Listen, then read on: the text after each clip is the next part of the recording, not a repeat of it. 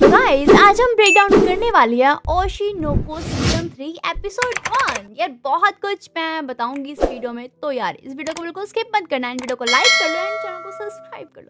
तो चलो देखते हैं। यहाँ पे हम एपिसोड के स्टार्टिंग में देखते हैं बिगो माजी आइडल ग्रुप। तुम सोच नहीं सकते भाई कितना वायरल हो रहा है। 20 मिलियन व्यूज क्रॉस कर चुके हैं, क्योंकि आजकल नॉर्मली तो कोई इतना कर नहीं पाता। ये उनके लिए बहुत लकी बात है कि एकदम से ऊपर चढ़ गए वो और फेमस हो गए। उनका सॉन्ग बहुत ज़्यादा फेमस हो चुका था। और तो और इस म्यूजिक वीडियो को अपने चैनल पे अपलोड करे हुए कम से कम 6 महीने हो चुके होते हैं, जिसके कारण अपनी रूपी काना मैंजो इन तीनों को भाई काफी ज्यादा फेम मिला होता है। भाई मिलेगा क्यों नहीं, इतने अच्छे खासे व्यूज आ रहे हैं, इतने अच्छे खासे सब्सक्राइबर्स हो गए हैं, कौन खुश नहीं होगा भाई, किसको फेम नहीं मिलेगा। और इनके यूट्यूब से ना काफी अच्छा खासा इनको पैसा भी आने लग गया था। और इस फेम के कारण यहाँ पे मैंजो ने उसका बहुत अच्छे से यूटिलाइज किया। इनको काफी अच्छी अच्छी कोलैबोरेशंस मिल रही थी और भी काफी चीजों में इनको शूट करने के लिए बुलाया जा रहा था। और यहाँ पे अकाने की भी एक न्यू मूवी आने वाली है।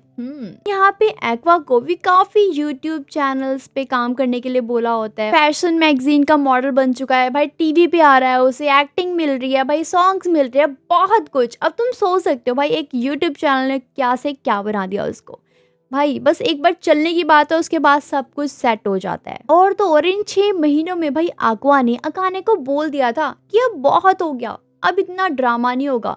कि भाई वो डेटिंग का ड्रामा कर रहे थे, किसी को नहीं बता रहे थे कि हाँ हम डेटिंग कर रहे हैं, बट फाइनली अब वो एक्चुअल में डेटिंग करने वाले हैं और वो छुपाने बिल्कुल भी नहीं वाले। लेकिन ये चीज भाई अंदर ही अंदर काना को चुभने लग जाती है, वो बहुत ज्यादा डिप्रेस्ड रहने लग जाती है। इसके बाद तो ठीक था, लेकिन यार जैसे कि मैंने आपको बताया कि ये अपनी अपनी लाइफ में बिजी हो चुकी है, तो इन्हें मिलने का भी टाइम नहीं मिलता। तो ये ना अपना शेड्यूल मैच कर रहे होते हैं कि हम कब फ्री हैं और कब नहीं, तुम कब फ्री हो, तो ताकि हम मिल सके, चाहे 2 मिनट का टाइम ही मिले तो हम मिल सके।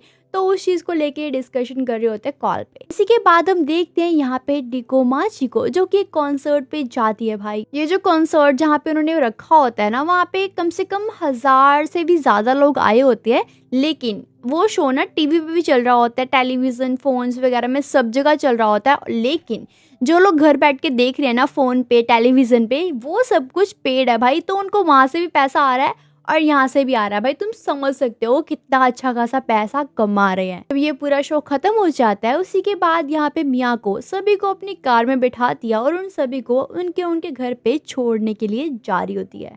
लेकिन यहाँ पे मैम जो कि एक्वा का भी इंतजार कर रही होती है कि यार काश वो मेरे शो पे आता और वो देखता, लेकिन वो नहीं आया। उसे काफी बुरा फील हो रहा होता है, बहुत ज्यादा।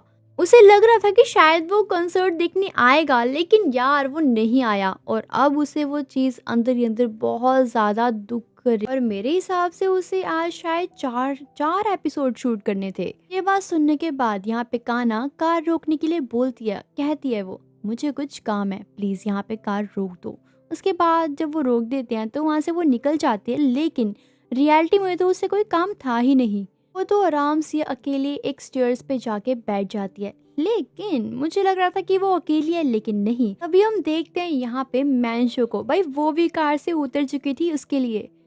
मुझे पता है कि तुम क्या सोचती हो, चलो कोई बात नहीं, बुरा टाइम तो सभी पे आता है ना, इट्स ओके, कोई बात नहीं, सब कुछ ठीक हो जाएगा। मुझे पता है तुम बता नहीं रही हो, लेकिन मुझे पता है कि ये सब कुछ जो भी तुम कर रही हो या जो भी तुम्हारे साथ हो रहा है, ये सब कुछ एक्वा के कारण हो रहा है। तभी यहाँ पे काना बोलती है, मैं जब भी उसके पास जाती हूँ वो मुझसे कभी नहीं मिलता।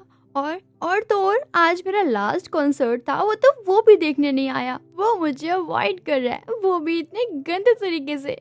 मुझे सच में बर्दाश्त नहीं हो रहा, इतना ज्यादा अवॉइड कर रहा है मुझे, पता नहीं क्यों। भाई यहाँ पे काना ने लिटरली बहुत ज्यादा रो रही होती है, बहुत ज्यादा बैड फील कर रही होती है।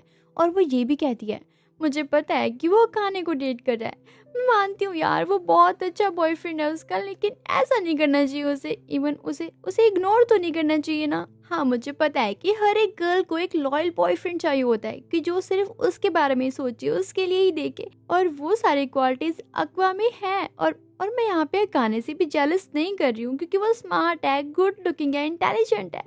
लेकिन इतना इतना भी मैंने क्या किया कि वो मुझे इतना ज़्यादा इग्नोर कर रहा है? अरे यार, इससे पहले भी तो एक्वा मुझसे मिलने आया करता था ना, तो अब क्या प्रॉब्लम हो चुकी है उसको? मुझे समझ ही नहीं आ रहा। इसी के बाद यहाँ पे वो गर्ल मैंचो उसको मतलब काना को उसके घर पे छोड़ती है बिकॉज़ वो बहुत ज़्यादा रो रही होती है।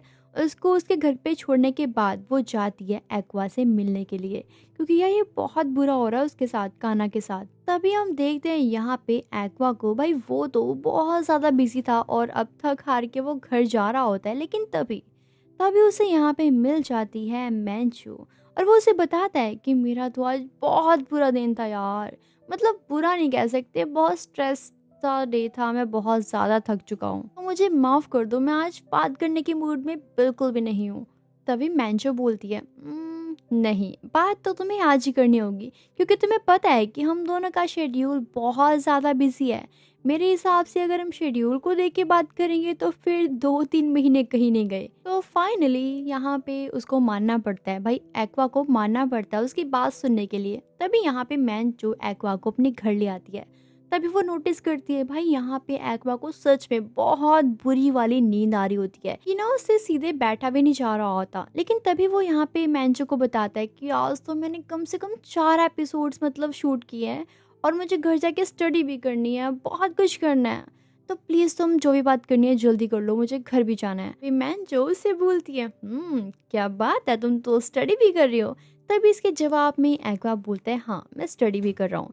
तभी यहाँ पे मैंचो तो भाई उसकी तारीफ़ें करने लग जाती है कि क्या बात है, तुम स्टडी भी कर रही हो साथ साथ में, करना तो मैं भी चाहती थी, लेकिन जब से मुझे ये सोशल मीडिया वाला काम मिला उसके बाद मुझे बिल्कुल टाइम नहीं मिलता कि मैं कॉलेज जाऊँ, लेकिन मेरा बहुत मन करता है। दाद तो देनी पड़ेगी तुम्हारी, तुम तो हो बहुत ज़्यादा इंटेलिजेंट एंड काफ़ी कूल। ये बातें करती है वो उसके साथ, लेकिन इसी के साथ साथ वो एक बात और कह देती है, तुम अगर चाहते तो तुम काफ़ी इजीली काफ़ी अच्छे से काना को हैंडल कर सकते थे, पता है उसकी क्या सिचुएशन हो रही है। ये बात सुनकर यहाँ पे एक्वा ना उसे बोलना चाहता था कि यार तुम इस टॉपिक को लेके बात मत करो, बट वो नहीं बोल पा रहा था क्योंकि यहाँ पे मैंचू ने तो उसे पहले ही बोल दिया कि जो मेरा करीबी दोस्त होता है ना और वो बहुत ज़्यादा परेशानी में होता है तो मुझसे बिल्कुल भी नहीं देखा जाता, और तो और वो तो कंसर्ट पे बिल्कुल फोकस भी नहीं कर पा रही है, तो मैं चाहती हूँ कि तुम इसमें कुछ करो उसकी हेल्प।